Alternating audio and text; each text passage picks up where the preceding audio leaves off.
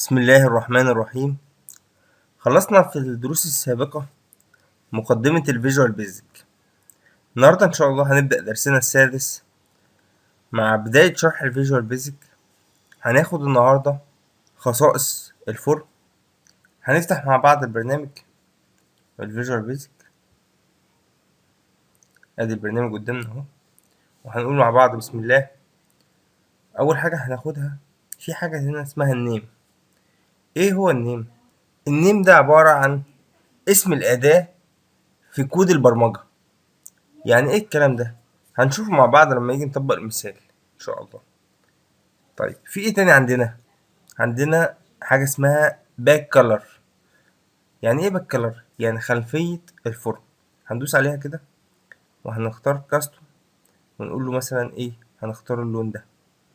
ظهر معانا اللون ده، معنى كده ايه؟ ان احنا قدرنا نغير خلفية الفرن. طيب انا عارف طبعا ان في ناس عارفين الكلام ده، بس احنا بنمشي واحدة واحدة عشان خاطر اللي مش عارف الحاجات دي. طيب في حاجة اسمها باك جراوند ايمج. باك جراوند ايمج دي اقدر احط صورة كخلفية.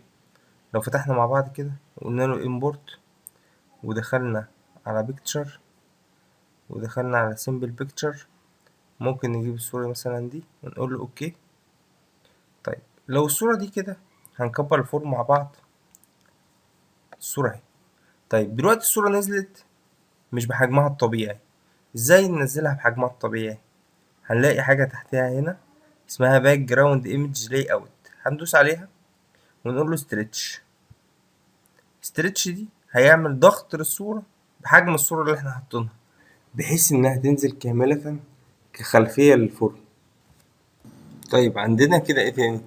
لو نزلنا تحت شوية هنلاقي حاجة اسمها ايكون. عبارة عن ايه الايكون دي؟ في كل فرن بيبقى عندنا حاجة فوق اهي الشكل ده. الشكل ده اسمه ايكون. طب ازاي نغير الايكون ده؟ هنفتح مع بعض الايكون كده ونخش نحط ايكون على الديسكتوب. هننزل مع بعض اهو ايكون، الاسم دوت ايكون، خش عليه كده نغير الايكون معانا. طيب ازاي نغير الاسم ده؟ لو نزلنا تحت شوية كمان هنلاقي حاجة اسمها تكست. تكست ده اسم الفورم بتاعنا اللي هيظهر للعميل. طيب هنخليها ايه؟ نخليها تيست مثلا. علم كده، نمسح تيست 1 ودوس كده بقت تيست 1، الاختبار الاولاني. كده احنا تمام. هناخد ايه تاني مع بعض؟ هناخد حاجة اسمها ستارت بوزيشن. لو دوسنا كده بلاي على الفورم، احنا اتفقنا ان ستارت ديباجنج او بلاي، هنقول عليها بلاي، هتفتح الفورم كده. طيب الفورم دي بتفتح دلوقتي في اي مكان. احنا مش عايزينها تفتح في اي مكان، احنا عايزين تفتح في النص. في حاجة اسمها ستارت بوزيشن، هندوس عليه كده ونفتح كده. في حاجة اسمها ستارت سنتر سكرين، كده بقت سنتر سكرين. طيب لو جربنا ندوس بلاي تاني تفتح في النص. كده الفورم بتاعتنا هتفتح في النص، ولا يمين ولا شمال. طيب هناخد ايه مع بعض تاني؟ هنقفل الفورم كده وهنخش على حاجة اسمها فورم بوردر ستايل. هنفتحها كده مع بعض. هنلاقي في حاجة اسمها فيكسد سنجل، فيكسد 3D، فيكسد ديالوج. طيب ايه معنى الكلام ده؟ فيكسد سنجل نجربها كده.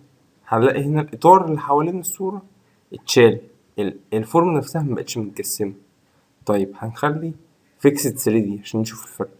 كده تحس ان في تجسيم شوية للصورة. طيب في حاجة انا دايما بعملها، ان احنا نخليها نون خالص. ايه فكرة نون دي؟ فكرة نون ان احنا هنخلي البرنامج بتاعنا حجم الفورم بتاعتنا قد الصفحة نفسها، عشان البرنامج يبقى اكن احنا هنخش جوه البرنامج. طيب هنجرب مع بعض كده. هنخلي الاعدادات في السايز بتاعة الفورم، هنخليها كام بقى؟ حسب الريزولوشن اللي عندنا. انا عندي ريزولوشن 1366 في 768، يبقى 1366 في 768. وهندوس انتر وهندوس بلاي. كده البرنامج خد الصفحة كلها. طيب هنخرج ازاي؟ ندوس Alt و F4. وبكده النهاردة نكون خلصنا مع بعض الدرس السادس، خصائص الفرن. ميعادنا إن شاء الله في الدرس الجاي، خصائص البوتون. ويا رب الناس تكون استفادت.